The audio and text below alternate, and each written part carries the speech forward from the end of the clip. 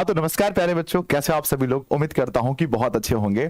और आप सभी लोग प्यारे बच्चों बहुत देर से कमेंट कर रहे थे कि गुरुजी बहुत इंतजार हो रहा है आपका, और मैं आपके सामने हूँ। जल्दी से आप सभी लोग लाइव आ जाइए, अपने सारे दोस्तों में इस क्लास को प्यारे बच्चों शेयर करना है। थोड़ा सा गला मेरा खराब है, पर कोई नहीं, चीजें ठीक हो जाएंगी और समय के साथ सब कुछ ठीक हो जाता है। ठीक है प्यारे बच्चों, कहते हैं कि अगर आप जिस लक्ष्य को बनाए हैं उस लक्ष्य के लिए चलते रहिए। थोड़ा सा दिक्कतें अगर लक्ष्य में आती हैं तो वो चीजें सब ठीक हो जाती हैं समय के साथ। ठीक है, जल्दी से आप लोग लाइव आ जाइए। क्या आप मुझे सुन पा रहे हैं? और आज मैं बहुत कम लेट हूं, 4-5 मिनट ही लेट हूं, 5-6 मिनट नहीं तो ऐसे में अक्सर बहुत लेट होता हूं। मेरे बच्चों ये चीजें धीरे धीरे बहुत समय पर ठीक हो जाएंगी, ये मेरा वादा है आपसे। आज हम लोग केमिस्ट्री के धातु और अधातु के तीसरे दिन में हम आ चुके हैं, जहां पर रासायनिक बंधन और इलेक्ट्रॉनिक विन्यास के बारे में हम लोग बहुत महत्वपूर्ण चीजों को जानने वाले हैं। लेकिन इससे भी पहले हम लोग जो पिछली क्लास में पढ़ चुके हैं उसके बारे में कुछ क्वेश्चन को देखेंगे और फिर हम लोग आज की क्लास को कंटिन्यू करेंगे। पहले बच्चों, सिलेबस आप लोग कहते हैं गुरुजी थोड़ा पीछे चल रहा है, तो सिलेबस को ठीक करने के लिए मैंने बीड़ा उठाया है कि आज जैसे 3.6 मैथ में होने वाला है तो पूरा हम लोग आज ही देखेंगे। तो अब जो क्लासेस हैं वो थोड़ी लंबी होंगी ताकि आपका सिलेबस भी टाइम पर खत्म हो जाए। तो कैसे हैं आप सभी लोग, बताओ जल्दी से। कैसे हो मेरे बच्चे? सब लोग गुरुजी मैं अच्छा हूं, मैं अच्छा हूं। कैसे हो आप लोग? बढ़िया हो सब लोग? घर परिवार में सब कोई अच्छे हैं? जल्दी से बताओ कमेंट बॉक्स में यस गुरुजी, यस यस यस। तो प्यारे बच्चों, हमने अब ठाना है कि सिलेबस को जल्दी, सिलेबस का डर दूर भगाना है। तो क्या आप भी हमारे साथ हैं? जल्दी बताइए, क्या मेरे साथ हैं आप लोग? यस सर, यस सर, हम लोग भी आपके साथ हैं। ठीक है, आज मनीष सर केमिस्ट्री पढ़ा रहे थे, क्या बात कर रहे हो? ठीक है, हा? अच्छा, केमिस्ट्री में मतलब नहीं समझे?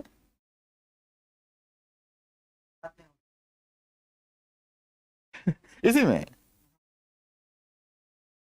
अरे अरे अरे, चलो चलो चलो चलो मेरे बच्चे जल्दी से आप सभी लोग लाइव आ जाओ। ठीक है, बहुत तेजी में सब लोग लाइव आ जाओ। अगर ऐसा हुआ होगा तो प्यारे बच्चों हो सकता है कुछ मिस्टेक हो गया होगा। ठीक है ना, मस्त हैं आप लोग? बहुत अच्छे हैं, बताइए सब लोग अच्छे हैं? घर परिवार में सब कोई अच्छा है? तो चलिए बच्चों, एक बार हम प्रयास करते हैं इस क्लास को शेयर करने का। आप सभी भी, जितने भी दिशा ऑनलाइन क्लासेस को चाहने वाले बच्चे हैं, आप सभी लोग इस क्लास को शेयर करेंगे। और है ना, जितने भी फ्रेंड हैं आपके, चाहे उसको व्हाट्सएप पर, टेलीग्राम पर, हर जगह प्यारे बच्चों बहुत स्पीड में इस क्लास को शेयर कीजिए। जितना जल्दी हो सके प्यारे बच्चों इस क्लास को शेयर करना है। और 2.5 के कम से कम बच्चे लाइव होने चाहिए ताकि आपको भी एक आनंद महसूस हो हमारे साथ। ठीक है, हाँ तो हम चर्चा इस पर कर रहे थे कि हम लोग सिलेबस को थोड़ा जल्दी कवर करना चाहते हैं। तो क्या आप लोग हमारे साथ हैं बच्चों? बताओ, सिलेबस को थोड़ा जल्दी कवर करना चाहते हैं तो क्या आपका साथ हमारे साथ है? हाँ सर, है ना, सब लोग हमारे साथ हैं और सिलेबस जल्दी खत्म सच में हो जाएगा। चलिए स्टार्ट करें। Yes sir, yes sir, yes sir. आइए बच्चों, है ना, आज का मोटिवेशन सुनते हैं। आज का मोटिवेशन है, नींद भुलाकर सपनों के लिए मेहनत कर सकते हो तभी कामयाबी के ख्वाब देखना। कहते हैं बच्चों की नींद भुलाकर सपनों के लिए मेहनत कर सकते हो तभी कामयाबी के ख्वाब देखना। यानी प्यारे बच्चों, कुछ पाने के लिए कुछ नहीं बहुत कुछ खोना पड़ता है। इसलिए कहता हूं कि मां तेरे पसीने की हर एक बूंद को मोती सा चमकाऊंगा मैं, तू सपने पूरे, है ना, तू सपने बड़े देखना, पूरा करके दिखलाऊंगा मैं। तो प्यारे बच्चों, आपको मेहनत करनी पड़ती है। जब तक आप मेहनत नहीं करेंगे तब तक चीजें नहीं होती हैं। इसके पिछले क्लास में हम लोगों ने धातु के भौतिक और रासायनिक गुणों को बहुत अच्छे से देखा था। कितने ऐसे बच्चों को लगता है कि गुरुजी भौतिक और रासायनिक गुण से अगर क्वेश्चन पूछा जाए तो हम सारे क्वेश्चन बना सकते हैं? ठीक है ना, अगर धातु अधातु के किसके भौतिक एवं रासायनिक गुण से जो भी क्वेश्चन पूछा जाए हम सारे प्रश्न को बना सकते हैं। भौतिक गुण में हमें 11 गुण याद हैं और रासायनिक गुण में कल हमने 5 गुण पढ़ा था। भौतिक में 11 और रासायनिक में 5 हमने पढ़ा था। ठीक है, यस। आइए बच्चों स्टार्ट करते हैं। और पिछली क्लास में हम लोगों ने जो पढ़ा था उसके आधार पर आपके सामने 20 क्वेश्चन रखे गए हैं। उसके बाद हम लोग टॉपिक पर आएंगे। 20 क्वेश्चन है, आप कोशिश करना सब बने। पहले बच्चों एक टॉपिक है ना, एक बच्चों एक शब्द है जिसका नाम है सोनोरस, है ना। क्या नाम है? क्या नाम है? है ना, सोने रस, है ना, सोनो रस या फिर ना, सोने रस एक टॉपिक है। सोने रस, ये क्या होता है सोने रस? तो बच्चों सोने रस क्या होता है? जब किसी धातु को ठोस वस्तु से पीटते हैं तो उसमें एक विशेष प्रकार की ध्वनि निकलती है जिसे हम लोग सोनोरस कहते हैं। ठीक है ना, आइए बच्चों देखते हैं क्या आप लोग तैयार हैं क्वेश्चन के लिए। फर्स्ट क्वेश्चन आपके सामने है, स्कूल की घंटी धातु की बनी होती है क्योंकि यह, स्कूल की घंटी धातु की बनी होती है क्योंकि यह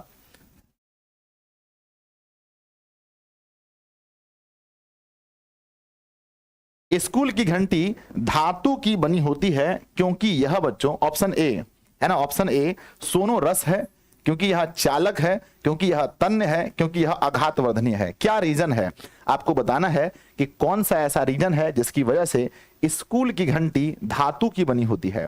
तो बच्चों हमने बताया था अभी एक बात आपको, सोनोरस एक ऐसा गुण है किसी भी धातु का जिसकी वजह से हम उसे ठोस वस्तु से पीटने से प्यारे बच्चों क्या करता है ना, उसमें एक विशेष प्रकार की ध्वनि निकलती है। स्कूल की घंटी ये वाला नहीं है, सॉरी बच्चों, स्कूल की घंटी ऐसा वाला होता है जहां पर हम लोग पीटते हैं। तो आंसर है ये सोनोरस होती है, ऑप्शन नंबर ए सही है। ऑप्शन नंबर ए बच्चों ये सोनोरस होती है। अगला क्वेश्चन नंबर आता है, क्वेश्चन नंबर दूसरा, निम्न में से किस धातु को चाकू से काटा जा सकता है? ठीक है, जो हम लोगों ने भौतिक और रासायनिक गुण पढ़े हैं उसी से संबंधित 20 क्वेश्चन आपके सामने हैं।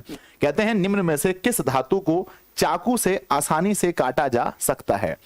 तो बच्चों मैग्नीशियम है, क्रोमियम है, सोडियम है, सल्फर है।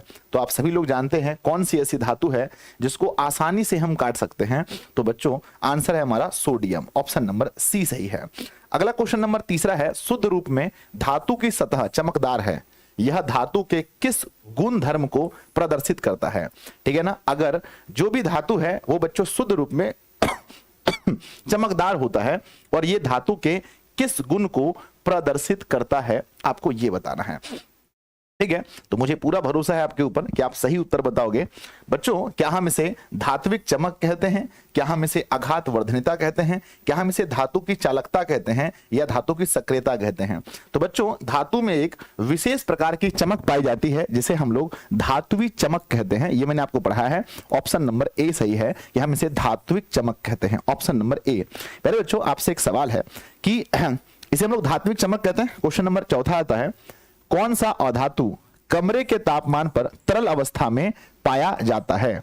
कौन सा अधातु तरल अवस्था में कमरे के तापमान पर द्रव अवस्था कौन सा अधातु कमरे के तापमान पर तरल अवस्था में पाया जाता है? बच्चों हमने आपको पढ़ाया था, अगर आपसे पूछा जाए कि कौन सी धातु है जो द्रव अवस्था में पाया जाए, तो धातु का नाम है, देखो द्रव बोले या तरल बोले बात एक ही है। तो धातु का नाम पूछे तो आंसर होता है पारा, लेकिन अगर अधातु का नाम पूछे, अधातु का नाम, तो आंसर क्या होता है बच्चों? ब्रोमीन होता है। क्या होता है? ब्रोमीन होता है। इसलिए हमारा आंसर ऑप्शन नंबर बताइए जल्दी से, क्या सही उत्तर होगा? गुरुजी ब्रोमीन सही है, ऑप्शन नंबर बी, ब्रोमीन सही है, ऑप्शन नंबर बी। ठीक है ना, एक बार सभी लोग अपने दोस्तों में जरूर शेयर करना बच्चों, सभी लोग एक साथ शेयर करना, कुछ भी हो जाए सारे दोस्तों में एक साथ शेयर कीजिए।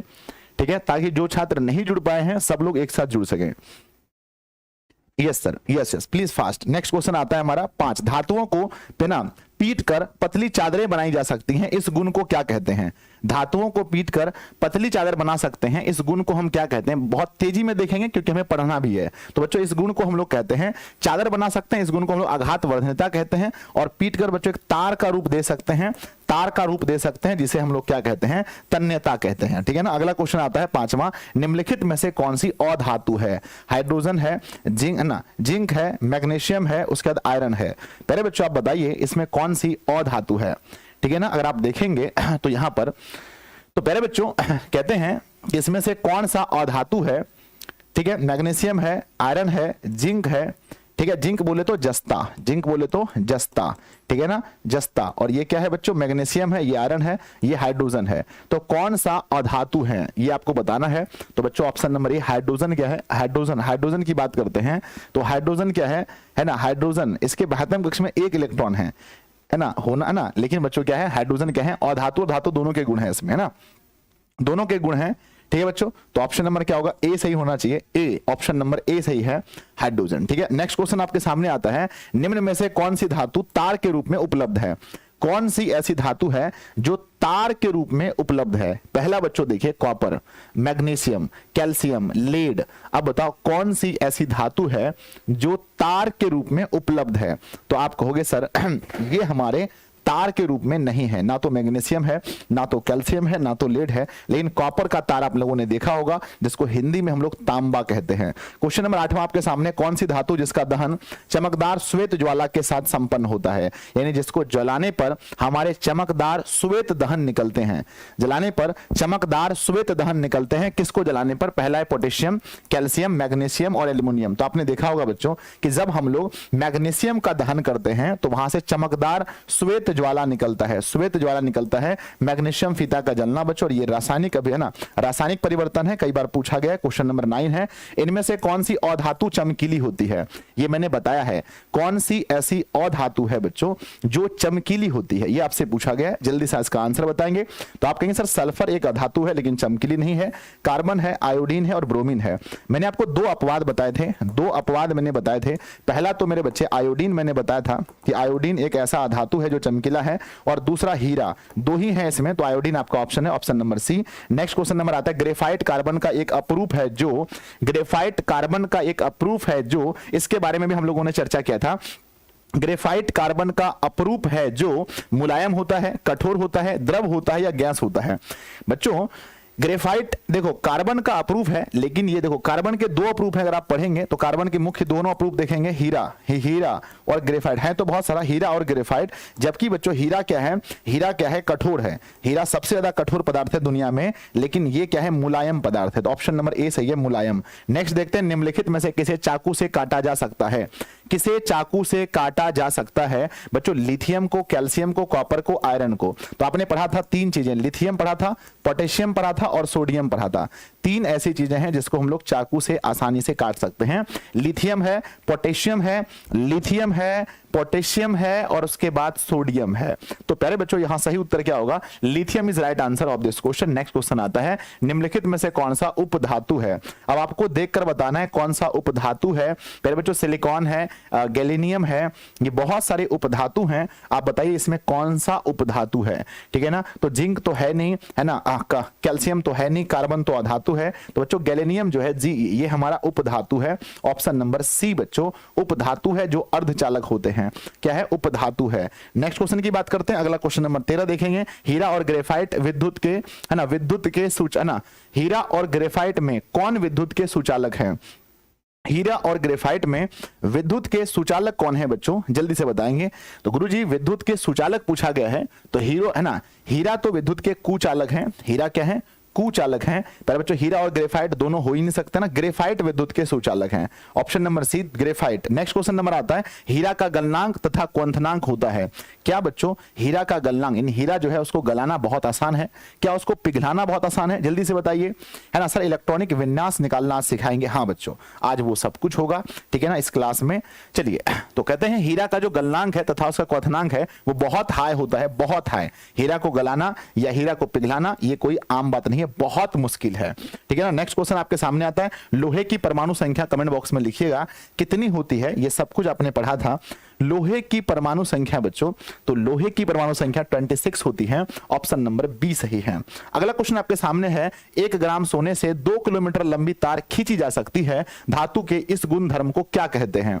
ठीक है ना, कहते हैं कि 1 ग्राम सोने से 2 किलोमीटर लंबा तार खींच सकते हैं। प्यारे बच्चों ये जो गुण है, ये जो गुण है, इस गुण को क्या कहते हैं? कमेंट बॉक्स में छाप दीजिएगा जल्दी से। तो गुरुजी 1 ग्राम सोने से 2 किलोमीटर लंबा तार खींच सकते हैं, या 100 मिलीग्राम चांदी से 200 मीटर का लंबा तार खींच सकते हैं, इस गुण को क्या कहते हैं? इस गुण को मेरे बच्चों तन्यता कहते हैं। अगर आपसे पूछा जाए कि सबसे तन्य धातु कौन सा है, तो सबसे तन्य धातु में सोना का नाम आता है, लेकिन बच्चों सबसे चालक धातु कौन सा है? पूछा जाए सबसे चालक धातु कौन सा है, तो चालक में नाम किसका आता है? चालक में नाम चांदी का आता है, चालक में नाम चांदी का आता है। नेक्स्ट क्वेश्चन नंबर आता है 17, निम्नलिखित में से किस धातु को चाकू से आसानी से काटा जा सकता है? क्वेश्चन वही है बच्चों, लेकिन आप देखेंगे तो ऑप्शंस अलग अलग हैं, ठीक है ना। किसको चाकू से काट सकते हैं? तो एल्युमिनियम है, सोडियम है, मैग्नीशियम है ना, तो सबका जवाब एक ही होगा कि सर सोडियम होगा। Next option number B. Next आता है, निम्नलिखित में से कौन विद्युत का सुचालक है? निम्नलिखित में से कौन विद्युत के सुचालक हैं? जल्दी से आंसर करेंगे।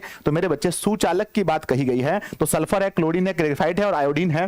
तो विद्युत के सुचालक की बात करते हैं तो सुचालक में नाम आता है ग्रेफाइट का, ऑप्शन नंबर सी बच्चों। नेक्स्ट क्वेश्चन नंबर 19 है, सिल्वर तथा कॉपर ऊष्मा के क्या है? सिल्वर और कॉपर, सिल्वर बोले तो चांदी है ना, ये बच्चों चांदी है, और अगर यहां बोला जाए कॉपर का मतलब है तांबा, तो चांदी और तांबा ये ऊष्मा के क्या हैं? चांदी और तांबा ऊष्मा के क्या हैं? तो पढ़ेंगे बच्चों, कम चालक हैं, सबसे अच्छा चालक हैं, अचालक हैं और सबसे अच्छे कुचालक हैं। तो बच्चों देखो, सिल्वर, चांदी और कॉपर ये दोनों जो हैं वो क्या है ना, अच्छा चालक है ना, ये अच्छा चालक हैं। ऑप्शन नंबर मेरे बच्चे क्या होगा? बी, ऊष्मा के अच्छे चालक हैं। क्या है? अच्छे चालक हैं। नेक्स्ट लास्ट क्वेश्चन आपके सामने आता है, लेड ऊष्मा के, लेड मतलब लेड है ना, लेड जो है शीशा जो है, है ना, 24 क्वेश्चन हो गया, 20 ही था ना, 24 है, चलिए ठीक है ना। तो लेड जो है वो ऊष्मा के क्या है, तो लेड जो है वो ऊष्मा के क्या है बच्चों, तो ये ऊष्मा के अचालक हैं, है ना, ये ऊष्मा के अचालक हैं, ऑप्शन नंबर ए होगा, ये अचालक हैं।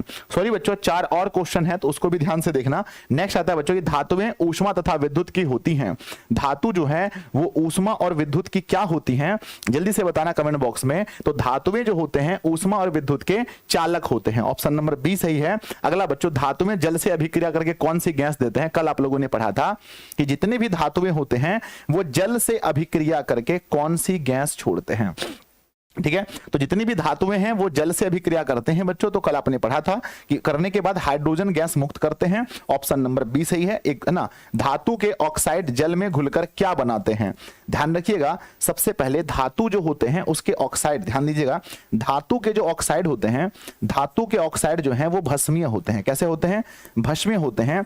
और अगर बच्चों ऑक्साइड जल में घुल जाएं, जल में घुल जाए तो ये क्या बनाएंगे, जल में घुल करके धातु के ऑक्साइड जल में घुलकर क्षार बनाते हैं। क्या बनाते हैं, क्षार बनाते हैं, है ना, क्षार बनाते हैं। ऑप्शन नंबर क्या होगा, बी सही होगा, क्षार बनाते हैं। क्या बनाते हैं, क्षार बनाते हैं। लास्ट क्वेश्चन है बच्चों कि धातुओं के ऑक्साइडों को क्या कहा जाता है, धातुओं के ऑक्साइडों को क्या कहा जाता है। क्या हम इसे भस्म कहते हैं, क्या हम इसे क्षार कहते हैं, दोनों ऑप्शन दिया गया है, ठीक है। तो जल्दी से बताइए राइट आंसर क्या होगा बच्चों। तो धातुओं के जो ऑक्साइड हैं, धातुओं के ऑक्साइड भस्मीय होते हैं तो हम इसे भस्म कहते हैं, ऑप्शन नंबर बी सही है कि धातु के जो ऑक्साइड हैं वो भस्म होते हैं और जल में अगर वो घुल जाएं तो वो क्षार बना देते हैं, क्योंकि जल में घुलनशील भस्म को ही क्षार कहते हैं। जल में घुलनशील भस्म को ही क्या कहते हैं, क्षार कहते हैं, यानी बच्चों भस्म, ऑप्शन नंबर बी। अब जल्दी से आप सभी लोग, अगर आपने ईमानदारी से टेस्ट दिया बच्चों, तो जल्दी से अपना स्कोर कमेंट बॉक्स में लिखेंगे कि 24 में आपका स्कोर कितना रहा। बहुत प्यारा सा, जल्दी जल्दी से 24 में आपका स्कोर कितना रहा एक बार कमेंट बॉक्स में लिख दीजिए, ठीक है। और प्यारे बच्चों, क्लासेस बहुत लंबी लंबी होंगी पर अभी आराम थोड़ा हुआ जाए, ठीक है। थोड़ा सा आराम चल रहा है, कुछ दिनों की बात है, उसके बाद फिर आप भी कहेंगे गुरुजी ये क्या हो रहा है ये ठीक है। तो क्लासेस बहुत लंबी लंबी होंगी, आप लोग क्लास के लिए कभी टेंशन मत लीजिए कि गुरुजी क्लासेस कम हो रही हैं, क्लासेस ज्यादा हो रही हैं, क्लास छोटी हो रही हैं, बहुत लंबी लंबी क्लासेस होंगी, ठीक है। तो एक बार बच्चों आप सभी लोग इसी बात पर इस क्लास को सभी बच्चे लाइक कर लेना, सभी बच्चे लाइक कर लेना। और एक बार सभी लोग फिर से, जितने बच्चों ने शेयर नहीं किया है, एक बार क्लास को ना शेयर कर दीजिए, सभी लोग शेयर कर दीजिए फटाफट से, ठीक है। और 2-3 क्वेश्चन मैं आप लोगों से पूछने वाला हूं, उसका जवाब मुझे चाहिए बच्चों। क्या हाल है मिथुन कुमार जी, क्या हाल है राम कुमार, पवन कुमार, रूपेश कुमार, सुनीता देवी, कैसे हो, है ना। सुनीता देवी मतलब माँ के आईडी से भी बच्चा पढ़ रहा है, मेरी बहन का नाम भी सुनीता है, बहुत बढ़िया है दीदी जी के आईडी से कोई पढ़ रहा है, बहुत बढ़िया, ठीक है बच्चों। आगे बढ़ जाएं, यस। तो मेरा आप लोगों से 2 सवाल है, क्या आप लोग देना चाहेंगे जवाब, जल्दी बताइए। हाँ सर देना चाहेंगे। 2 सवाल हैं। पहले सवाल है मेरे, क्या आप स्कूल, कहां गए रतन जी,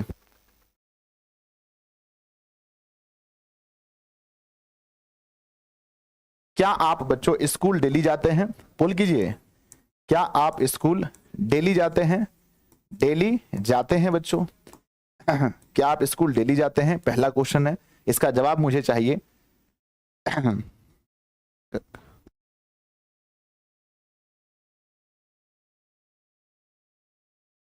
ठीक है। क्या आप स्कूल डेली जाते हैं, सबसे पहला इसका आंसर मुझे देंगे बच्चों, है ना। अभी जो नया नियम बना है इसके अकॉर्डिंग मुझे ऐसा लगता है कि मेरे बच्चों को डेली स्कूल जाना पड़ रहा है और ये एक दिक्कत भी हो गया आप लोगों के लिए, ठीक है। और दूसरा सवाल का जवाब दीजिए, पहला हो गया, दूसरा जवाब दीजिए बच्चों, इंग्लिश को कैसे रखा जाए, इंग्लिश को कैसे रखा जाए, इंग्लिश की क्लास बच्चों, क्योंकि आप देख रहे हैं कि अगर मैं 3 क्लास ले रहा हूं, मनीष सर 1 क्लास ले रहे हैं, तो डेली बच्चों 5 लाइव क्लासेस हो जाएंगी। तो बच्चों इंग्लिश की क्लास को कैसा रखा जाए, 1 सेकंड रुक जाइए, रतन जी बोले आपको, है ना। 57% बच्चे यस कह रहे हैं सर स्कूल को लेकर के।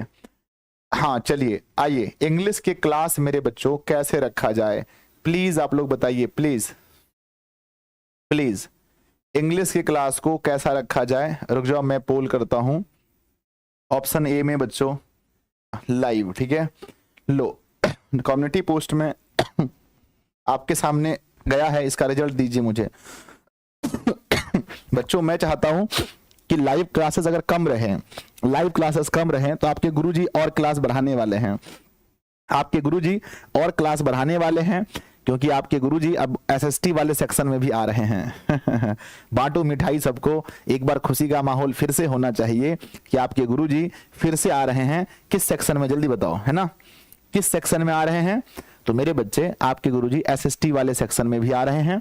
और आपको जानकर बहुत अच्छा लगेगा कि प्यारे बच्चों बहुत दिन ना एसएसटी की क्लास में भी गुरुजी आपके आ रहे हैं, क्योंकि बहुत बच्चों का ऐसा मन में है ना, ऐसा मन में बहुत सारे बच्चों का डाउट होता है कि गुरुजी आप एसएसटी नहीं कराओगे क्या?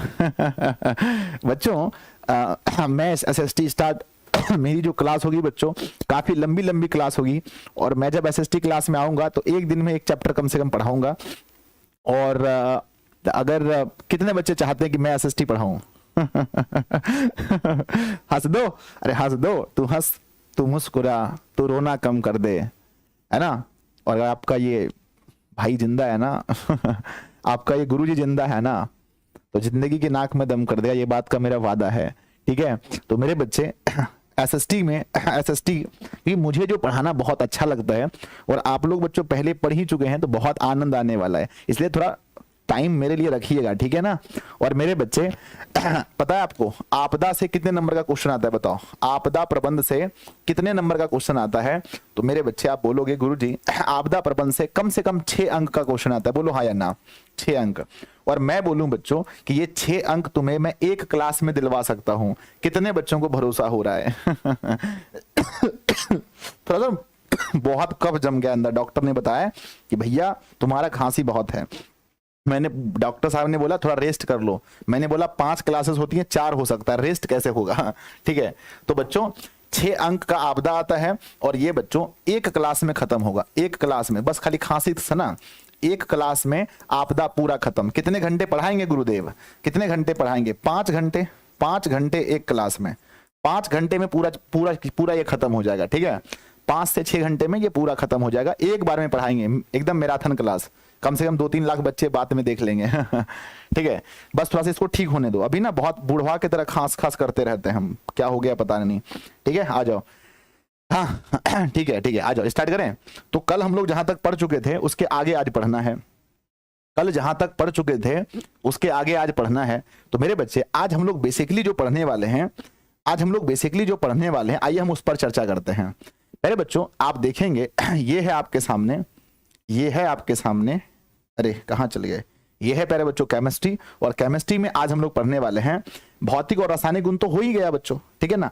अब हम लोग पढ़ने वाले हैं उभयधर्मी। ध्यान दीजिएगा, इस क्वेश्चन को बहुत एग्जाम में क्वेश्चन आता है। ध्यान दीजिए, मैंने खुद से लिखा है बच्चों, टाइम बचाने के लिए मैं आज लिख के लाया हूं आपके लिए 2-4 चीजें। कहते हैं उभयधर्मी या द्विधर्मी ऑक्साइड किसे कहते हैं, लेकिन हाँ मेरे द्वारा लिखा गया है। तो बच्चों कुछ धातुओं के ऑक्साइड जो हैं, कुछ धातुओं के ऑक्साइड जैसे Al2O2 है, ZnO है, यानी कि जिंक ऑक्साइड है, ठीक है ना, ये सभी जो हैं लेड ऑक्साइड हैं, आदि में अम्लीय एवं भस्मीय दोनों प्रकार के गुण होते हैं, दोनों गुण रहते हैं, यह उभयधर्मी ऑक्साइड कहलाते हैं। बच्चों इसको नोट कर लीजिए, ये क्वेश्चन के लिए बहुत इंपॉर्टेंट, ये फिक्स है 2024 में, इसको याद रखना। ये पहली पाली में या दूसरी पाली में पक्का ये क्वेश्चन आएगा, बस आपको लिख के आ जाना है। क्वेश्चन क्या आएगा, उभयधर्मी या द्विधर्मी ऑक्साइड किसे कहते हैं। कहना बच्चों आपको पता है ना कि धातु के ऑक्साइड भस्मीय होते हैं, और जबकि अधातु के ऑक्साइड, सॉरी माफ कीजिएगा, धातु के ऑक्साइड, हाँ ठीक था, भस्मीय होते हैं, जबकि अधातु के ऑक्साइड अम्लीय होते हैं। परंतु कुछ कुछ धातु के ऑक्साइड ऐसे होते हैं जो अम्लीय और भस्मीय दोनों होते हैं। उसी को ही बच्चों, उसी को ही हम क्या बोलते हैं, यहां लगता है टाइपिंग गलत कर दिया है ना, उसी को ही मेरे बच्चे, एक सेकेंड रुक जाओ, टाइपिंग मिस्टेक है, Al2O3 होगा ना, माफ कीजिएगा टाइपिंग मिस्टेक है। उसी को हम लोग क्या बोलते हैं, उभयधर्मी या द्विधर्मी ऑक्साइड कहते हैं। कितने बच्चों को याद हो गया, एक बार कमेंट बॉक्स में यस लिख दीजिए। हाँ सर याद हो गया, याद हो गया, ठीक है ना। तो कुछ धातुओं के ऑक्साइड जो हैं अम्लीय एवं भस्मीय दोनों प्रकार के गुण रखते हैं या उसमें होते हैं, इसीलिए हम इसे उभयधर्मी ऑक्साइड कहते हैं बच्चों, ठीक है। बहुत इंपॉर्टेंट था, मैंने बता दिया। आइए आगे बढ़ते हैं। नेक्स्ट है बच्चों, यहां से मैं कुछ डाटा दे रहा हूं, इस डाटा को आप हमेशा याद रखना। 1 नंबर यहां से ऑब्जेक्टिव में फिक्स है, लेके जाइए 1 नंबर। पूछा जाएगा सबसे भारी तत्व क्या है? यूरेनियम सबसे भारी तत्व है, सबसे हल्का तत्व हाइड्रोजन है, सबसे भारी धातु ओस्मियम है और सबसे हल्की धातु लिथियम है, सबसे भारी गैस रेडान है और सबसे हल्की गैस हाइड्रोजन है। ये कितने बच्चों को याद हो गया? 1 नंबर लेकर जाओ, 1 नंबर ऑब्जेक्टिव में फिक्स है, यहां से पक्का पक्का 1 नंबर याद हो गया। सर ये कौन सा भारी बात है ना? कहते हैं कहते हैं कि मेरे बच्चे सबसे भारी तत्व यूरेनियम, सबसे हल्का हाइड्रोजन, सबसे भारी धातु ओस्मियम, सबसे हल्की धातु लिथियम, सबसे भारी गैस रेडॉन और सबसे हल्की गैस हाइड्रोजन। कितने बच्चों को याद हो गया? जल्दी बताओ। यस सर हो गया याद। और ये आपके एग्जाम में 1 नंबर के लिए फिक्स है, 1 नंबर के लिए फिक्स है बच्चों। हमें क्या स्कूल जाना चाहिए बच्चों? अगर ये रूल बना है तो आपको जाना ही पड़ेगा, इसमें मैं कुछ नहीं कर सकता बच्चों, मैं बोलूंगा तो फिर ठीक है। लेकिन हाँ, पढ़ाई नहीं होती इस बात का मुझे हमेशा दुख रहता है। यस 1 नंबर ले लिए तो बताओ बच्चों, सबसे भारी गैस बताओ, सबसे हेवी गैस है ना, सबसे भारी गैस कमेंट बॉक्स में लिखिए, सबसे भारी गैस कौन सा है?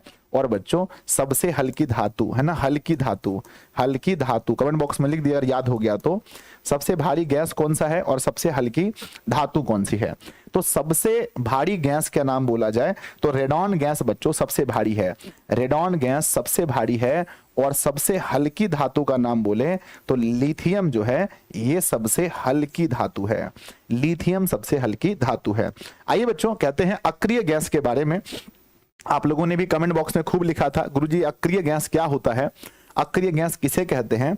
आप लोगों ने पीरियोडिक टेबल देखा होगा, उसके एकदम जस्ट दाएं हिस्से में आपने अक्रिय गैस को देखा होगा, इस तरफ देखा है?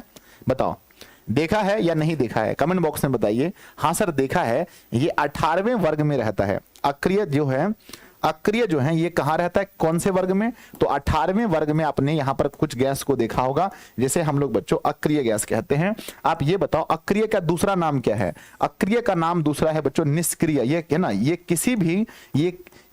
किसी दूसरे के साथ निष्क्रिय नहीं करता है धना, निष्क्रिय। इसी को बोलते हैं बच्चों नोबेल गैस। क्या बोलते हैं? Noble gas. इसी को बोलते हैं शून्य समूह का तत्व, है ना? नहीं बच्चों माफ कीजिएगा, 18वें वर्ग का तत्व, ठीक है ना? इसका नाम है बच्चों, कहते हैं वे गैस जो सामान्यतः रासायनिक अभिक्रिया में भाग नहीं लेती और सदैव मुक्त अवस्था में पाई जाती हैं, इसे हम लोग अक्रिय गैस कहते हैं। कितने बच्चों को ये याद हो गया? सर यूरेनियम सबसे भारी धातु है। नहीं बच्चों, यूरेनियम सबसे भारी धातु नहीं है, यूरेनियम सबसे भारी तत्व है, याद रखिएगा तत्व।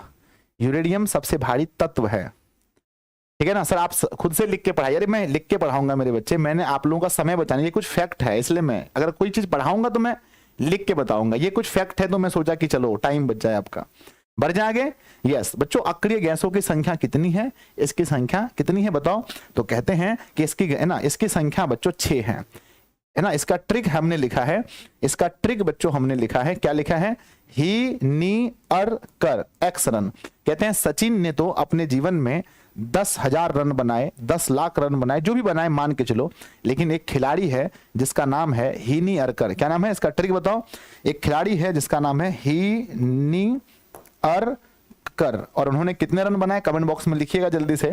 उन्होंने कितने रन बनाए? उन्होंने एक्स रन बनाए, एक्स रन। इसका ट्रिक है बच्चों, ही से बोलो, ही से हीलियम, नी से बोलो नियॉन, अर से बोलो आर्गन, कर से बोलो क्रिप्टन, एक्स से बोलो जेनॉन, रन से बोलो रेडॉन। ठीक है, इसकी परमाणु संख्या आप देख सकते हैं, ये है बच्चों 2, ये है 8, ये है 18, ये है 36, ये है 54 और ये है 86। तो बच्चों कुल अगर हम बात करें तो इसके ट्रिक हैं हीनी अरकर एक्स रन, और इसी में आ जाते हैं टोटल बच्चों हमारे 6 अक्रिय गैस आते हैं जो किसी दूसरे गैस के साथ रिएक्शन नहीं करते, किसी के साथ भी कोई अभिक्रिया नहीं करते हैं। कितने बच्चों को याद हो गया एक बार मुझे बताना, मुझे पूरा भरोसा है कि आपको याद हो गया होगा, इसकी परमाणु संख्या के साथ आपको याद हो गया होगा, है ना। चलिए बढ़ जाएंगे, यस और नो?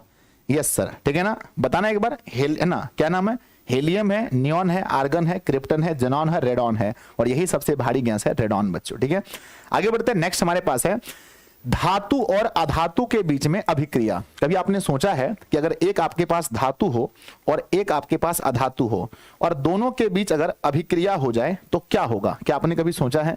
यस और नो, ठीक है ना, यस और नो, कभी आपने सोचा है?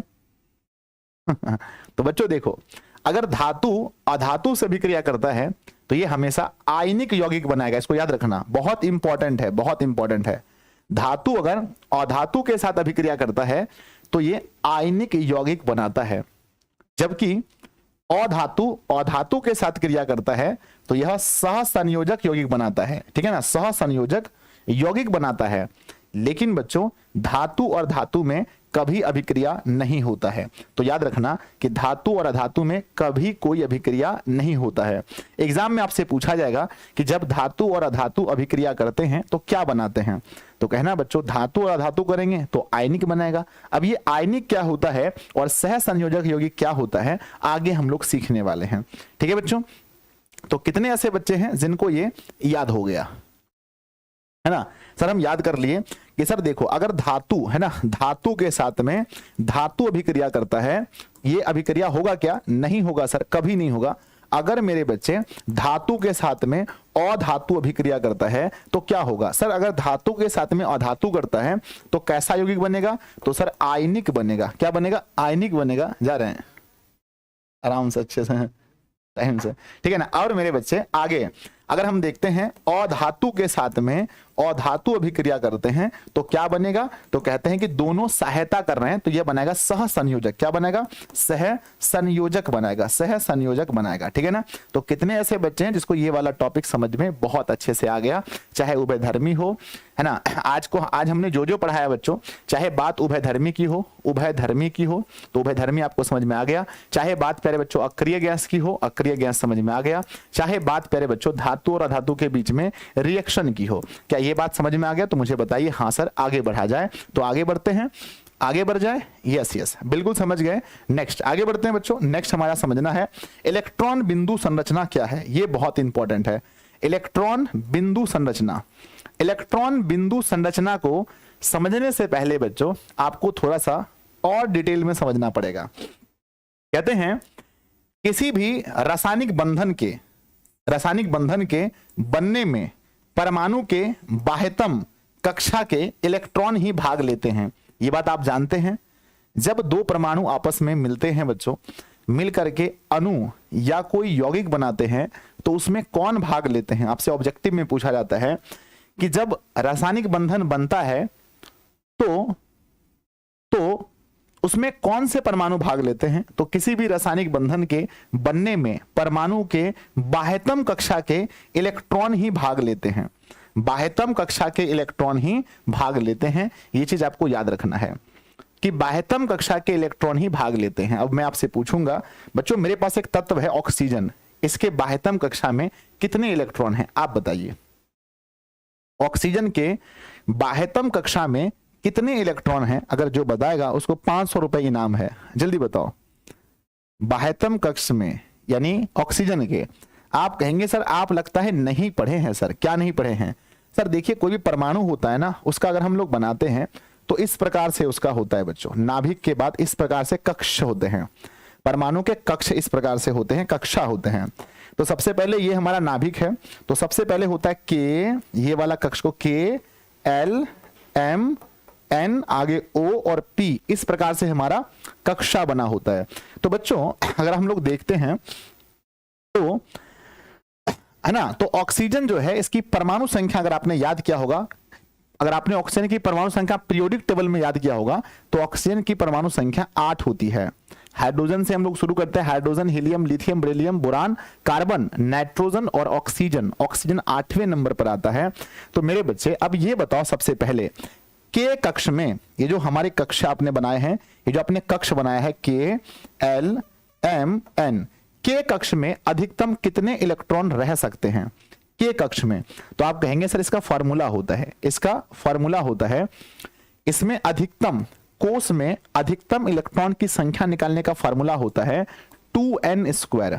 पूछा गया है के कक्ष में अधिकतम कितने रह सकते हैं, तो के का फॉर्मूला ना, के में पहला कक्ष है तो 1 लेंगे, तो 2 गुना n स्क्वायर यानी 1 पर पावर स्क्वायर करेंगे तो 2 गुना 1 बराबर, तो के कक्ष में अधिकतम 2 इलेक्ट्रॉन रह सकते हैं, मैक्सिमम 2 इलेक्ट्रॉन के कक्ष में रह सकते हैं। बच्चों एल कक्ष में अधिकतम कितने इलेक्ट्रॉन रह सकते हैं, एल कक्ष में कितने इलेक्ट्रॉन रह सकते हैं, तो कहेंगे गुरुजी 2n स्क्वायर, n के मान रखेंगे 2 तो 2 का स्क्वायर 4 होता है, 2 की मल्टीप्लाई 4 से, तो एल कक्ष में कुल 8 इलेक्ट्रॉन रह सकते हैं। मेरे बच्चे बताओ कि एल एम कक्ष में कितने रह सकते हैं, 3 मानेंगे कि पहला दूसरा तीसरा, तो एम में कितना रहेगा 2 मल्टीप्लाई 3 का स्क्वायर, 3 का स्क्वायर 9 होता है, 2 गुना 9 करेंगे तो एल में 18 इलेक्ट्रॉन मैक्सिमम आ सकते हैं। कितने आ सकते हैं बच्चों, 18 मैक्सिमम आ सकते हैं। उसके बाद n में कितने आएंगे, n में 4, तो 2 मल्टीप्लाई 4 का स्क्वायर, तो बच्चों 16 होता है, 2 मल्टीप्लाई 16 से, तो अधिकतम 32 इलेक्ट्रॉन यहां पर रह सकते हैं, 32 इलेक्ट्रॉन, ठीक है ना। तो लगभग 20 तक में ही सारे के सारे पूछे जाते हैं। अगर पूछा जाएगा किसी कोष में अधिकतम इलेक्ट्रॉन का कौन सा सूत्र है या अधिकतम कितने इलेक्ट्रॉन रह सकते हैं, तो फार्मूला कहना किसी भी कोष में अधिकतम इलेक्ट्रॉन रहने का जो सूत्र है वो है 2n का स्क्वायर, 2n का स्क्वायर। अब हम बात कर रहे थे पहले में 2, दूसरे में 8, तीसरे में 18, तो हम ये जानना चाहते हैं कि बाह्यतम कक्ष में हमने बताया कि कोई भी रासायनिक बंधन बनेगा बच्चों तो उसमें कौन भाग लेंगे, क्या किसी भी परमाणु के सभी इलेक्ट्रॉन भाग लेंगे। अगर हम उनमें बंधन कराएंगे, आप ध्यान से समझिएगा बच्चों, एक तत्व हमने लिया है ना, एक तत्व लिया बच्चों नाइट्रोजन। अब ये बताइए कुल इसके पास कितने इलेक्ट्रॉन हैं, नाइट्रोजन के पास कुल कितने इलेक्ट्रॉन हैं, तो आप कहेंगे सर इलेक्ट्रॉन की संख्या जो है वो प्रोटॉन की संख्या के बराबर होता है। इलेक्ट्रॉन की संख्या प्रोटॉन की संख्या के बराबर होता है और इसी को हम लोग बोलते हैं परमाणु संख्या, इसी को बोलते हैं परमाणु संख्या। अगर आपसे पूछा जाए कि परमाणु संख्या किसकी संख्या के बराबर होता है या किसकी संख्या को दर्शाता है, तो बच्चों परमाणु संख्या जो है वो हमेशा प्रोटॉन की संख्या को दर्शाता है। अब हम बात करते हैं कि नाइट्रोजन में कितने इलेक्ट्रॉन हैं, तो कुल बच्चों नाइट्रोजन में 7 इलेक्ट्रॉन होते हैं क्योंकि नाइट्रोजन की परमाणु संख्या 7 होती है। शुरू करिए मेरे बच्चों हाइड्रोजन से, hydrogen, helium, lithium, beryllium, boron, carbon, nitrogen, तो नाइट्रोजन में कुल 7 होते हैं। क्या इसके 7 में से 7 इलेक्ट्रॉन किसी भी रासायनिक बंधन में भाग लेंगे? नहीं सर, 7 में से 7 भाग नहीं लेंगे क्योंकि जब हम कक्ष की बात करते हैं तो पहले कक्ष में कितने इलेक्ट्रॉन जाएंगे, 7 है बच्चों, तो पहले कक्ष में के में 2 इलेक्ट्रॉन जाते हैं, एल में जाते हैं 8, तो पहले कक्ष में कितने इलेक्ट्रॉन चले जाएंगे, तो बच्चों इसका वितरण करना, कक्ष में इलेक्ट्रॉन को बांटना ही इलेक्ट्रॉनिक विन्यास कहलाता है। तो बच्चों 7 अगर इलेक्ट्रॉन है, नाइट्रोजन के पास अगर 7 इलेक्ट्रॉन है तो वो पहले कक्ष में 2 इलेक्ट्रॉन को छोड़ेगा। जब पहले कक्ष में 2 इलेक्ट्रॉन छूट जाएगा तो अब कितने इलेक्ट्रॉन बचेंगे, अब बचेंगे 5 इलेक्ट्रॉन। तो इसके बाह्यतम कक्ष में 5 इलेक्ट्रॉन है, कितने इलेक्ट्रॉन है बताइए, और एल कक्ष को पूरा करने के लिए 8 इलेक्ट्रॉन चाहिए। तो नाइट्रोजन के कितने इलेक्ट्रॉन किसी भी बंधन में भाग लेंगे, तो 5 इलेक्ट्रॉन ही किसी भी बंधन में भाग लेंगे। बच्चों आपके सामने एक दूसरा प्रश्न है कि ये बताइए कि सोडियम के कितने इलेक्ट्रॉन किसी भी रासायनिक बंधन में भाग लेंगे। सोडियम के कितने इलेक्ट्रॉन हैं जो रासायनिक बंधन में भाग लेंगे, तो आप कहेंगे सर सोडियम के पास कुल 11 इलेक्ट्रॉन हैं, लेकिन उसके सबसे बाहरी कक्षा में, तो आप कहेंगे सर ध्यान दीजिएगा कक्षा की बात करते हैं तो के एल एम, के वाले कक्षा में 2 इलेक्ट्रॉन चला जाएगा, 2 इलेक्ट्रॉन के में चला जाएगा, एल एल की बात करते हैं तो एल में 8 इलेक्ट्रॉन चला जाएगा, तो दोनों कक्षा ये पूरा हो जाएगा। जिसके पूरे कक्ष हो जाते हैं तो उससे इलेक्ट्रॉन कभी भी नहीं टूटता है। तो बच्चों 2 8 10, तो एक इलेक्ट्रॉन सबसे बाहरी कक्षा में 1 इलेक्ट्रॉन है और यही किसी भी बंधन में भाग लेंगे, 1 इलेक्ट्रॉन। बच्चों आप लोग बताइए कैल्शियम के कितने इलेक्ट्रॉन हैं, कैल्शियम के कितने इलेक्ट्रॉन हैं जो कि रासायनिक बंधन में भाग लेंगे कैल्शियम के, ठीक है। तो आप कहेंगे सर कैल्शियम की जो परमाणु संख्या है वो कुल 20 होती है। कैल्शियम की परमाणु संख्या कितनी होती है बच्चों? कैल्शियम की परमाणु संख्या 20 होती है। अगर हम इसको तोड़ें तो पहले वाले में 2, दूसरे में 2, अगर बच्चों हमारा तीसरा देखो 18 नहीं है, ध्यान दीजिएगा, तीसरा हमारा तो फिर से एक बार 8 होगा ना, फिर से क्या होगा, एक बार 8 होगा। तो प्यारे बच्चों ये वाला आपको, इसके लिए आपको वो वाला 2sp वाला वो चीज सीखना होगा। तो 2 2 8 8 16 हो गया, और बचा कितना, 2 बच्चों, कितना बचा, 2, ठीक है ना। तो इसमें जो है इसके बाह्यतम कक्ष में 2 इलेक्ट्रॉन हैं, कितने, 2। तो यही किसी भी रासायनिक बंधन में भाग लेते हैं, इस चीज को याद रखना, एग्जाम में पूछा भी जाता है, ठीक है ना। आइए बच्चों आगे हम लोग पढ़ने वाले हैं। इस तरह से हमारा जो मॉडल होता है, परमाणु का मॉडल इस प्रकार से होता है। एक बार देख लीजिए, आप लोग देख लिए ना, ये हमारे कक्षा इस प्रकार से बना होता है, KLMN, ठीक है, ये हमारा परमाणु मॉडल है बच्चों। ठीक है, आगे बढ़ते हैं। नेक्स्ट हमारा क्वेश्चन आता है, नेक्स्ट हमारा, ठीक है, यहां कुछ बना है, कुछ आयनों के इलेक्ट्रॉन बिंदु संरचना इस प्रकार से बनाया जाता है। अगर प्यारे बच्चों मान लीजिए, है ना, चलिए आगे बढ़ते हैं। अब इसके बाद हमें पढ़ना है रासायनिक बल। क्या पढ़ना है बच्चों? इसके बाद हमें पढ़ना है रासायनिक बल। आपने बहुत सारे बल देखे होंगे, पर केमिस्ट्री में एक बल है जिसका नाम है रासायनिक बल। कहते हैं बच्चों कि अणु में परमाणुओं को एक साथ बांधकर रखने वाला बल रासायनिक बल कहलाता है। ठीक है, किसी भी अणु में, सर ये अणु क्या होता है?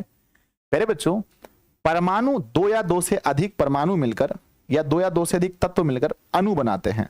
ठीक है, जैसे जल बच्चों, जल अगर हम देखें तो जल में क्या है, H2O, क्या है, H2O, ये क्या है, अणु है, या बच्चों हम इसे यौगिक कहते हैं। क्या कहते हैं, यौगिक। तो अणु में परमाणुओं को एक साथ बांधकर अगर हम देखें, यहां पर आप बताइएगा जल में कितने परमाणु हैं, जल में कितने परमाणु हैं? ठीक है, तो आप कहेंगे सर इसमें कम से कम हाइड्रोजन के भी परमाणु हैं और ऑक्सीजन के भी परमाणु हैं। ठीक है, तो हाइड्रोजन के भी परमाणु हैं और ऑक्सीजन के भी परमाणु हैं, और हाइड्रोजन के 2 हैं और ऑक्सीजन के 1 हैं। इसको बांध कर कौन रखा है? कौन सा ऐसा बल है जो इसको बांध कर रखा है एक साथ, है ना? जैसे हमने लिखा बच्चों कि हाइड्रोजन एक परमाणु है और ऑक्सीजन भी परमाणु है, दोनों को बांध करके रखा है, H2O हुआ। इसको बांध कर जो बल रखा है उसी का नाम है रासायनिक बल बच्चों, उसी का नाम है रासायनिक बल। तो कहते हैं कि अणु में परमाणुओं को एक साथ बांध कर रखने वाला बल रासायनिक बल कहलाता है, रासायनिक बल कहलाता है। ये बहुत इंपॉर्टेंट चीज है। ठीक है, खुद से लिखिए बच्चों, मुझे भी अच्छा नहीं लगता, लिखा हुआ रहता तो मुझे बहुत मतलब खुद से अच्छा नहीं लगता है। तो कहते हैं बच्चों, अगर पूछा जाए कि रासायनिक बल किसे कहते हैं, रासायनिक बल किसे कहते हैं, तो आपको लिखना है, उत्तर क्या लिखना है बच्चों कि लिखना है कि अणुओं में, क्या लिखना है, अणुओं में परमाणु को एक साथ, है ना, अणुओं में परमाणुओं को एक साथ, परमाणुओं को एक साथ बांध कर रखने वाला बल, बांध कर रखने वाला बल, बांध कर रखने वाला बल, रखने वाला बल क्या कहलाता है बच्चों? बांध कर रखने वाला बल, बल रासायनिक बल कहलाता है, रासायनिक बल कहलाता है, रासायनिक बल कहलाता है। ठीक है प्यारे बच्चों, अगर ये एग्जाम में पूछा जाए तो मुझे उम्मीद है आप लोग के ऊपर कि आप बहुत अच्छे से लिख दोगे। लिख दोगे? जल्दी बताओ, यस और नो। क्या आप इसको, है ना, क्या आप इसको लिख सकते हो? हाँ सर, कि अणुओं में परमाणुओं को एक साथ बांधकर रखने वाला जो बल होता है उसी को हम लोग रासायनिक बल कहते हैं। और बच्चों इसकी परिभाषा, इसकी जो परिभाषा है वो रासायनिक बंधन से मैच करता है। ठीक है ना, इसकी परिभाषा रासायनिक बंधन से, है ना, मैच करता है। आइए अब देखते हैं रासायनिक बंधन किसे कहते हैं, क्योंकि ये भी क्वेश्चन पूछा जाता है। रासायनिक बंधन बच्चों, तो कहते हैं वह रासायनिक बल जो किसी अणु में परमाणुओं को एक साथ बांध कर रखता है, रासायनिक बंधन कहलाता है। ठीक है ना, या फिर ये कह सकते हैं कि रासायनिक बल के द्वारा जो बंधन बनता है हम उसे रासायनिक बंधन कहते हैं। लेकिन बुक में यही लिखा है कि वह रासायनिक बल जो किसी अणु में परमाणुओं को एक साथ बांध कर रखता है वह रासायनिक बंधन कहलाता है। तो रासायनिक बल का एक दूसरा नाम दिया गया है रासायनिक बंधन बच्चों। ठीक है, रासायनिक बल को, है ना, रासायनिक बल का ही एक अल्टरनेटिव नाम क्या रखा गया है, तो इसी का नाम रखा गया है रासायनिक बंधन। क्या बच्चों? रासायनिक बंधन। ठीक है ना, तो वह रासायनिक बल जो किसी अणु में परमाणुओं को एक साथ बांध कर रखता है रासायनिक बंधन कहलाता है। क्या लिख देंगे तो बताइए। हाँ सर लिख देंगे। वह रासायनिक बल जो किसी अणु में परमाणुओं को एक साथ बांध कर रखता है रासायनिक बंधन कहलाता है। ठीक है, इंपॉर्टेंट है, ये इंपॉर्टेंट है। और बच्चों रासायनिक बंधन की बात करते हैं तो रासायनिक बंधन जो है वो कितने प्रकार के होते हैं, आइए अपने से लिखकर हम लोग समझते हैं। तो रासायनिक बंधन जो है बच्चों, आपने घर में बंधन बहुत देखे होंगे, ये बंधन रासायनिक बंधन है। ठीक है, रासायनिक बंधन कितने प्रकार के होते हैं, कोई बच्चा बता सकता है? बताओ कि रासायनिक बंधन कितने प्रकार के होते हैं। एक बार कमेंट बॉक्स में लिख दीजिएगा बहुत स्पीड में, रासायनिक बंधन कितने प्रकार के होते हैं। तो मेरे बच्चे रासायनिक बंधन की अगर हम बात करें तो रासायनिक बंधन हम लोग देखें तो दो प्रकार के होते हैं। बोलो कौन कौन सा? तो पहला है जिसका नाम है वैद्युत संयोजक। क्या नाम है बच्चों? वैद्युत संयोजक। वैद्युत संयोजक या बच्चों हम इसी को कहते हैं आयनिक बंधन। वैद्युत संयोजक या आयनिक बंधन। आयनिक बंधन, वैद्युत संयोजक या आयनिक बंधन। और इस पार में देखें मेरे बच्चे तो इसे कहते हैं हम लोग क्या? इसे कहते हैं हम लोग क्या? जल्दी बताओ। वैद्युत संयोजक ये हो गया सह संयोजक बंधन। सह संयोजक बंधन। सह संयोजक बंधन दोनों से एग्जाम में क्वेश्चन बनते हैं बहुत ज्यादा। ठीक है, तो एक हो गया वैद्युत संयोजक या आयनिक बंधन और उधर हो गया सह संयोजक बंधन। अब आपको पता होगा, जल्दी से फटाफट बताइए कि बच्चों वैद्युत संयोजक बंधन कौन कौन बनाते हैं। अभी देखते हैं कितने बच्चों को याद है। सर अभी आपने थोड़ी देर पहले बताया था कि अगर धातु और अधातु दोनों आपस में अभिक्रिया करे दोनों आपस में अभिक्रिया करे तो वो वैद्युत संयोजक बंधन बनाता है। याद है आपको? तो बच्चों ये बताओ कि ये वैद्युत संयोजक बंधन कौन बनाता है। सबसे पहला क्वेश्चन कि वैद्युत संयोजक बंधन कौन बनाता है, तो आपके मन में तुरंत सा आंसर होगा। आप बोलोगे सर एक इसमें धातु होगा और दूसरा अधातु होगा। ठीक है ना, तो धातु और अधातु मिलकर के बनाते हैं वैद्युत संयोजक बंधन या इसी को बोलते हैं आयनिक बंधन। इसके दो नाम हैं, दो नाम है बच्चों। अगर हम बात करें कि सह संयोजक बंधन कौन बनाता है, मेरे बच्चे आज मैंने 2 ही बार शेयर करने बोला इसलिए आप लोगों ने शेयर नहीं किया कोई बात नहीं, उतना मेरी तबीयत भी उतनी ठीक नहीं है, धीरे धीरे पढ़ा रहा हूं। क्लास को शेयर जरूर करना, अगर टाइम मिले मेरे बच्चे सब लोग शेयर करना। अब बताओ कि ये सह संयोजक बंधन कौन बनाता है, तो आप बोलोगे कि सर देखो अधातु और अधातु, अधातु और प्लस में अधातु, ये मिलकर के सह संयोजक बंधन बनाते हैं।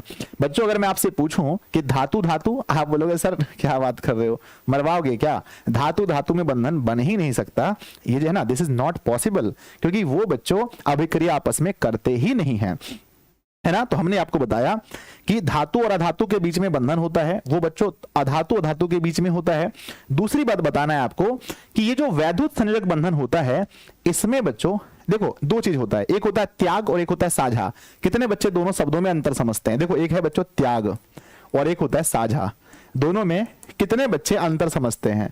गुरुजी मेरा दोस्त है जिसके पास फोन नहीं है, ठीक है ना, मेरे पास फोन है, मैंने उसको अपना फोन दे दिया, वो त्याग हुआ या साझा हुआ? जल्दी बताओ कमेंट बॉक्स में, वो त्याग हुआ या साझा? आप बोलोगे सर यहां तो साझा कुछ भी नहीं हुआ, मेरे दोस्त ने मुझे कुछ भी नहीं दिया, यानी मैंने अपना फोन दे दिया, तो हम इसे त्याग कहते हैं बच्चों, दिस इज त्याग। अगर ये सोचिए कि आपके दोस्त के पास भी एक कलम है और आपके पास भी एक कलम है, लेकिन वो ऐसा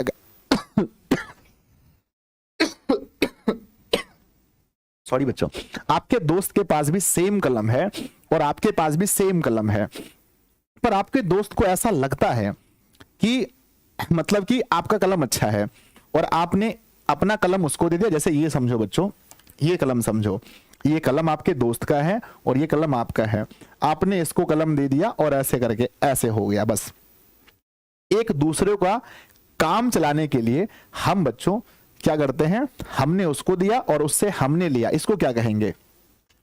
जब दोनों तरफ से देन लेन हो तो इसे क्या कहते हैं?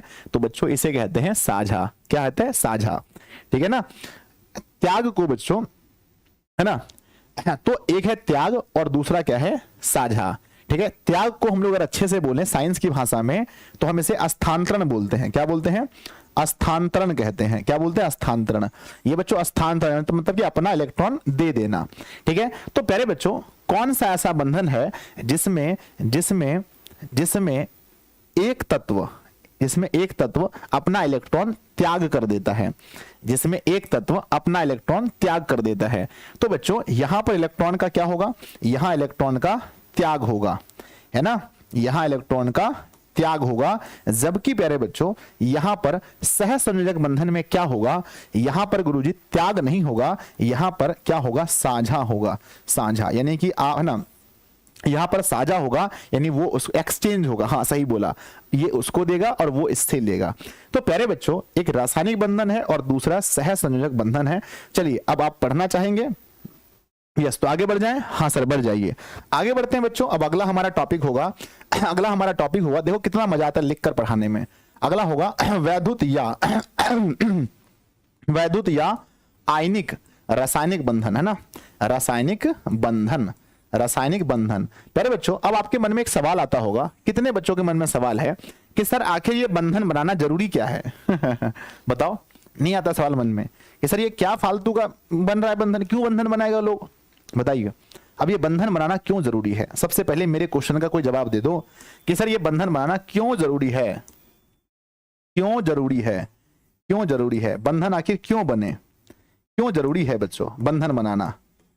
ठीक है ना। तो कहते हैं क्यों जरूरी है, बंधन बनाए ही नहीं हम।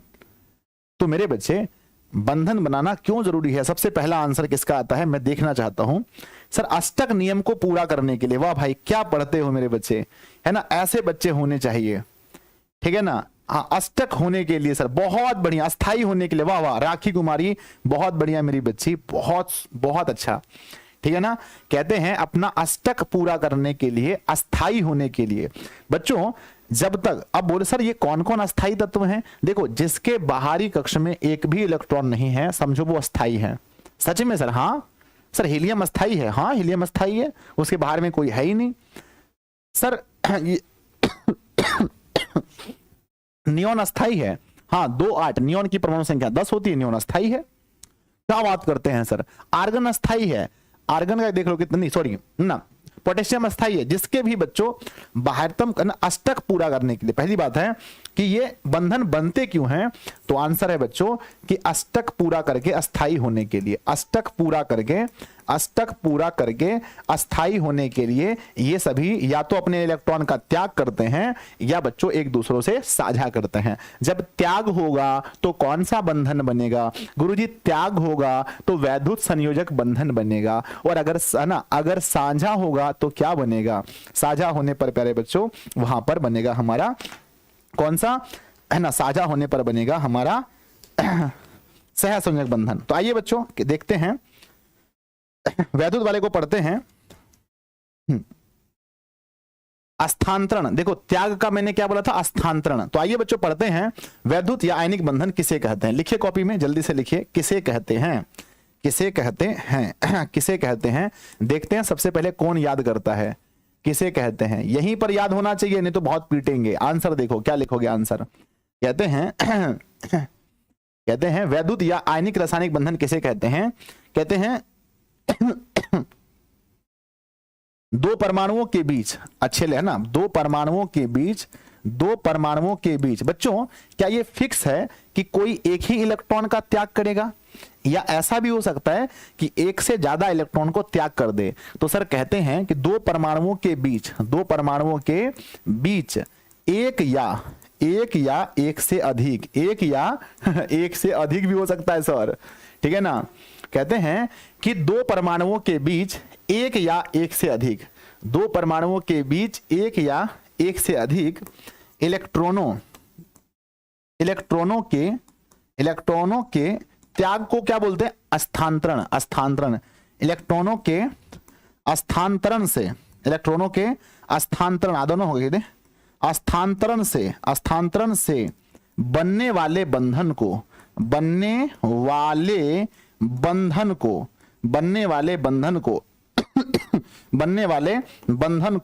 क्या बोलते हैं? वैद्युत वैद्युत या आयनिक, आयनिक, वैद्युत या क्या बोलते हैं बच्चों, वैद्युत या आयनिक, है ना, वैद्युत संयोजक, वैद्युत संयोजक, संयोजक या आयनिक बंधन कहते हैं, आयनिक बंधन कहते हैं, आयनिक बंधक कहते, बंधन कहते हैं, बंधन कहते हैं।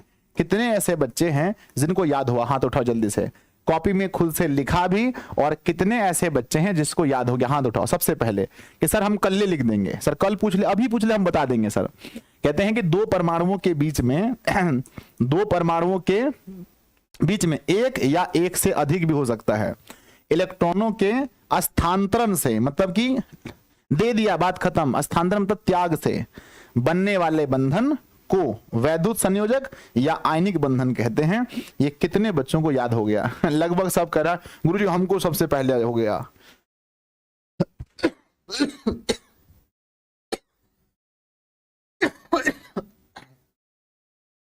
सॉरी बच्चों, है ना। तो दो परमाणुओं के बीच एक या एक से अधिक इलेक्ट्रॉनों के स्थानांतरण से बनने वाले बंधन को आयनिक बंधन कहते हैं। जैसे बच्चों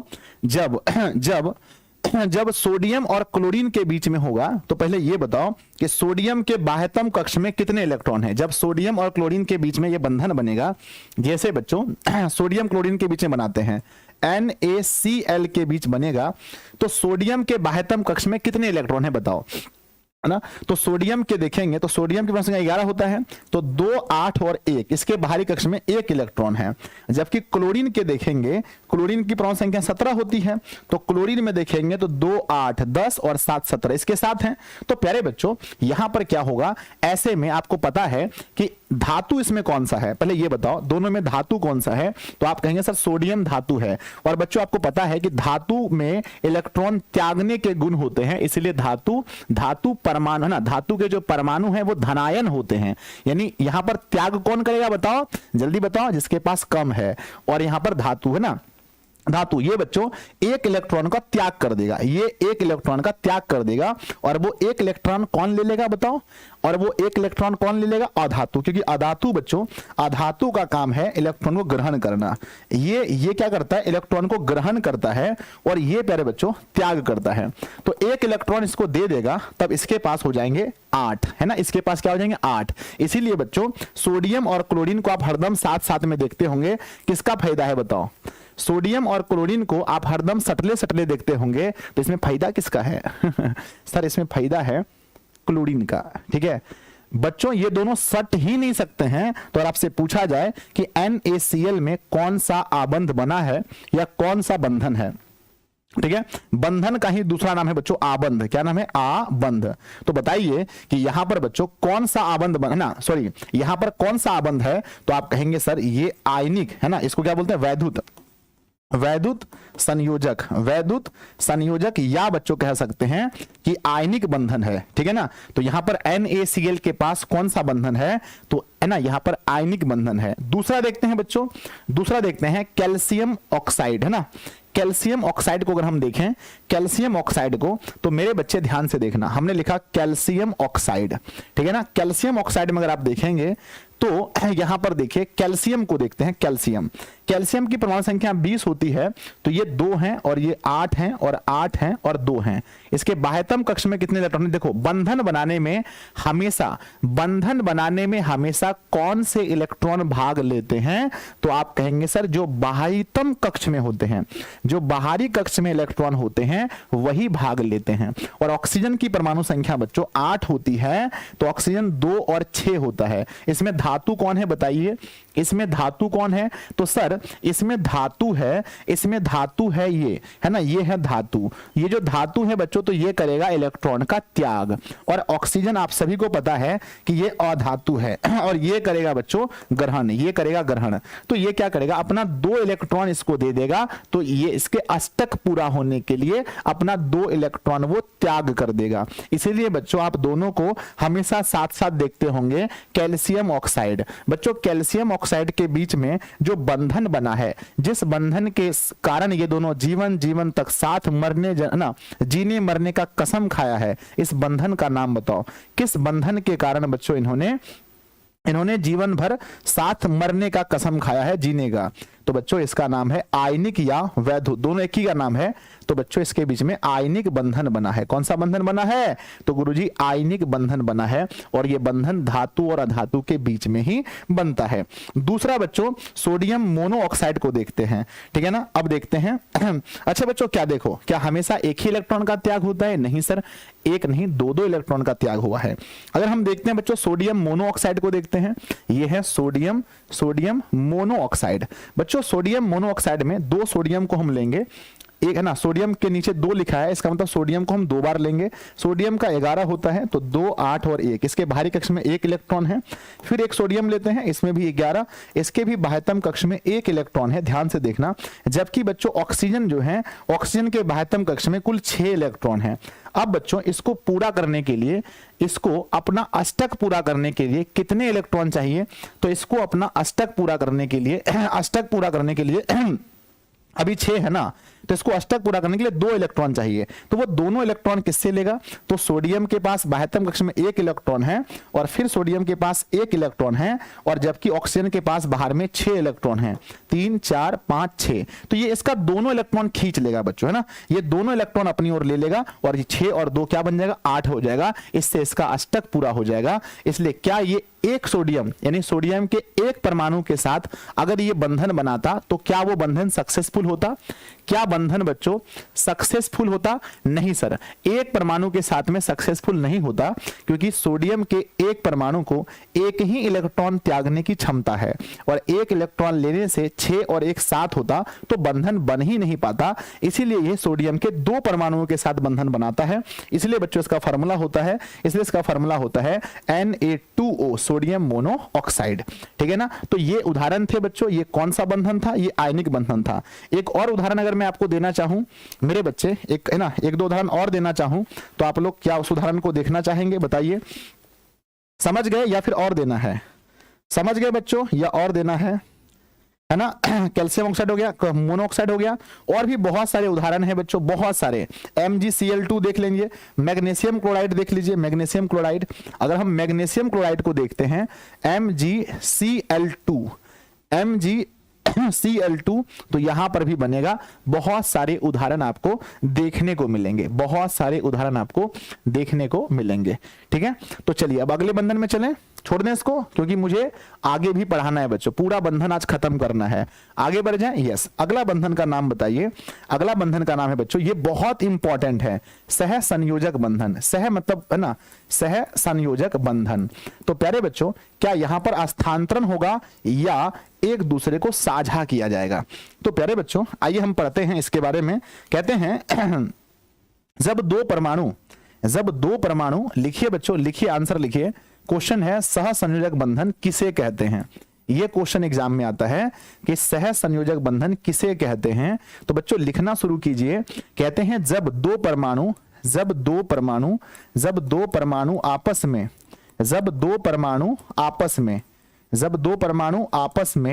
प्यारे बच्चों ध्यान दीजिएगा, जब 2 परमाणु आपस में इलेक्ट्रॉनों का साझा करके, यहां पर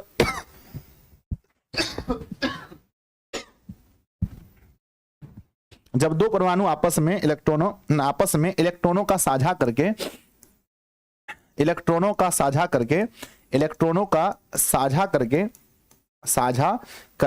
बंधन बनाते हैं,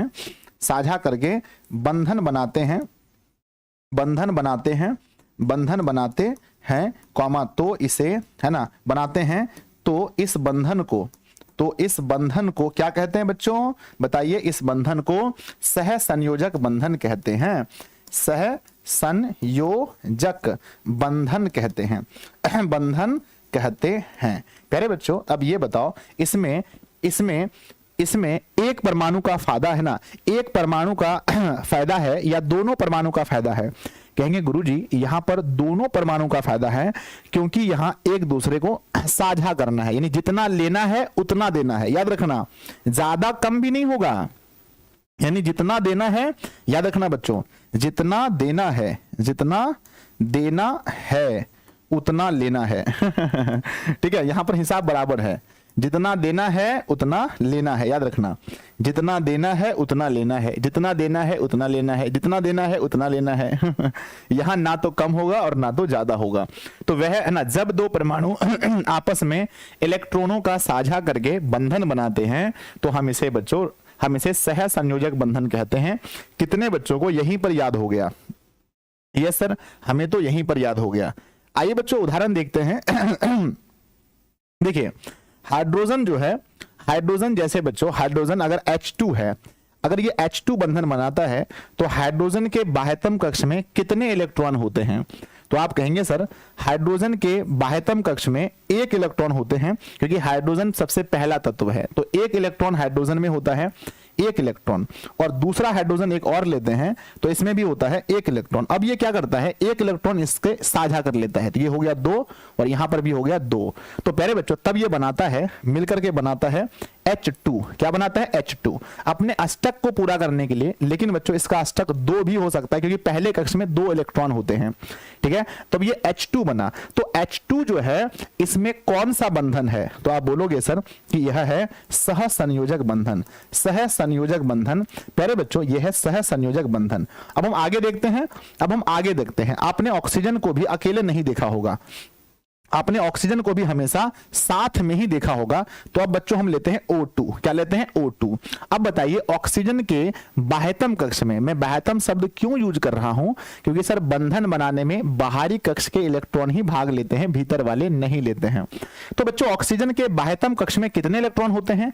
गुरुजी ऑक्सीजन का कुल इलेक्ट्रॉन है 6, तो बाह्यतम कक्ष में 2 और 6, तो बाह्यतम कक्ष में 6 इलेक्ट्रॉन होते हैं। तो मान लीजिए कि ऑक्सीजन के बाह्यतम कक्ष में 6 इलेक्ट्रॉन है, ये हमारा ऑक्सीजन है, इसमें 6 इलेक्ट्रॉन है। तो बच्चों एक है ना, मान लेते हैं कि 6 है, तो 1 2 3 4 5 और 6।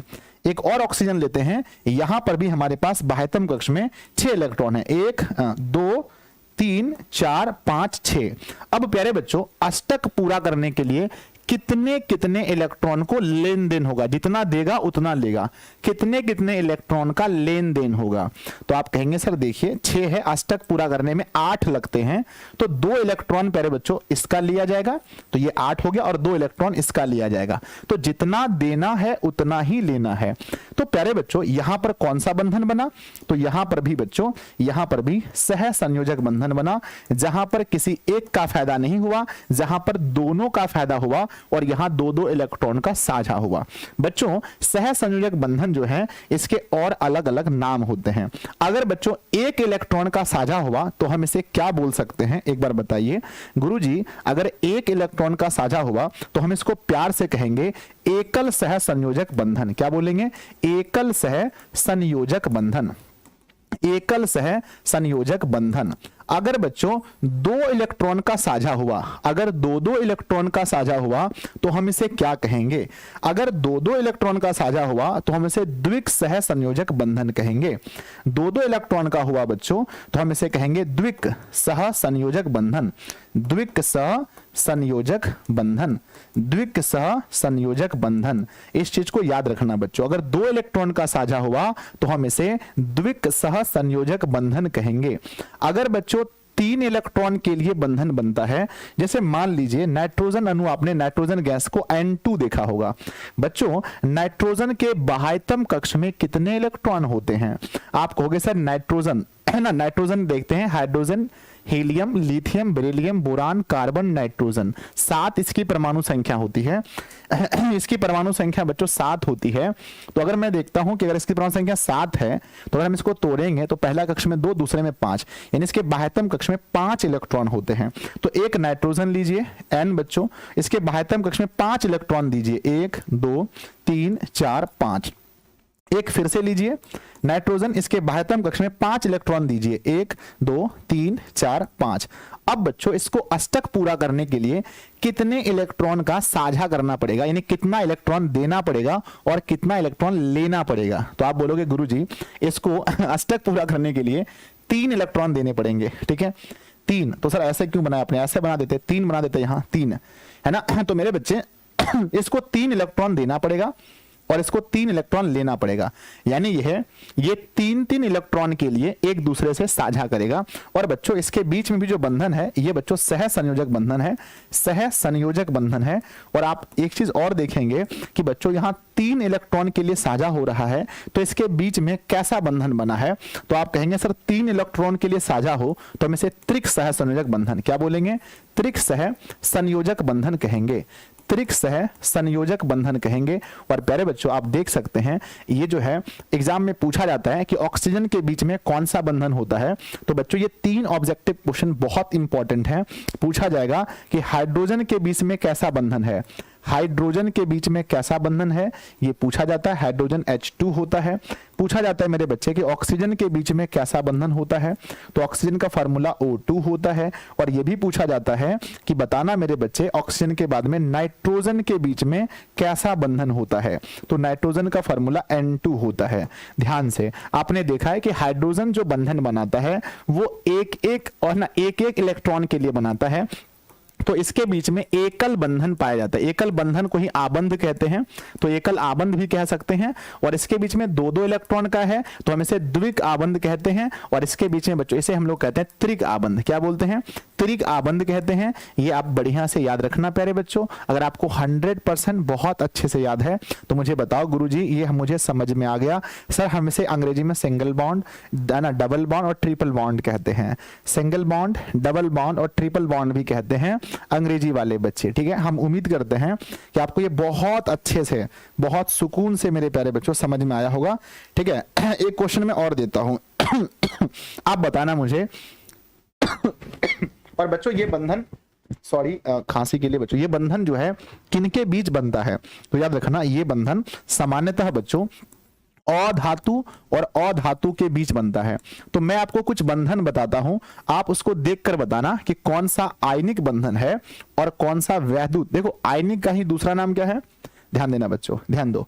अगर मैं बोलता हूं वैद्युत, क्या बोलता हूं? वैद्युत, तो आप समझ लेना कि वैद्युत और आयनिक दोनों एक ही चीज है।